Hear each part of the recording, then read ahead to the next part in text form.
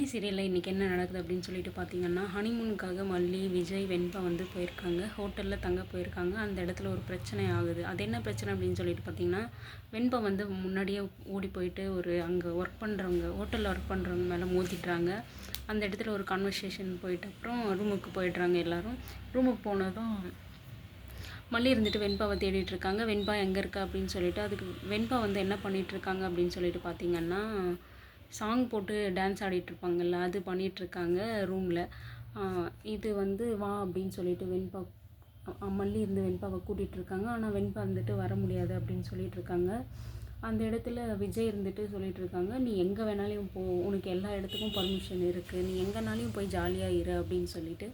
அதை வந்து எதுக்காக சொல்கிறாரு விஜய் அப்படின்னு சொல்லிட்டு பார்த்தீங்கன்னா, வெண்பா தனியாக போனால் தான் மல்லி கூட விஜய் வந்து ரொமான்ஸ் பண்ண முடியும், க்ளோஸ் ஆக முடியும் அப்படின்றதுக்காக அவர் அப்படி சொல்லிகிட்ருக்காரு. இது அப்படி சொல்ல போயிட்டு கடைசியில் வெண்பாக்கு ஏதாவது பிரச்சனை வந்துருமான்னு தெரியல. அதுக்கான வாய்ப்பு இருக்குது. இவர் இது பண்ண போய் வெண்பாக்கு எதனா ஆகிட போகுது. ஏன்னா ராஜேஸ்வரி அங்கே ஒரு பிளான் போட்டிருக்காங்க, இதை எப்படியாவது கெடுக்கணும் அப்படின்னு சொல்லிட்டு. இப்போ வெண்பா இருந்துட்டு ஒரே ஜாலியாக போயிட்டுருக்காங்க. நான் பார்க்குக்கு போயிட்டு விளையாட போகிறேன் அப்படின்னு சொல்லிட்டு ஓடிட்டுருக்காங்க. வெண்பா போனதுமே விஜய் இருந்துட்டு மல்லிக்கிட்ட க்ளோஸ் ஆகுறாங்க. நம்ம அடுத்த தம்பி பாப்பாவுக்கு ரெடி பண்ணலாமா அப்படின்னு சொல்லிட்டு பேசிகிட்டு இருக்காங்க. மல்லி இருந்துட்டு அதுக்கு எப்போ பாரு உங்களுக்கு இதே வேலையாக போயிடுச்சு அப்படின்னு சொல்லிட்டு வெக்கப்பட்டுகிட்டே பேசிகிட்டு இருக்காங்க.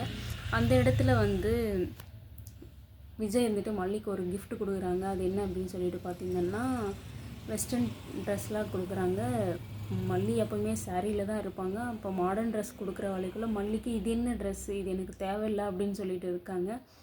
ஆனால் விஜய் இருந்துட்டு ஒரு ஆசையில் மல்லி இந்த ட்ரெஸ்ஸில் பார்க்கணும் அப்படின்னு சொல்லிட்டுக்காக அதை வாங்கி கொடுத்துட்ருக்காங்க.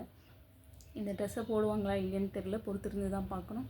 இப்படியெல்லாம் போயிட்டுருக்கும்போது அந்த சைடில் அந்த ஹோட்டலில் ஒர்க் பண்ணுறவங்க அந்த ஹால் வந்து ராஜேஸ்வரி தான் ரெடி பண்ண ஆள்.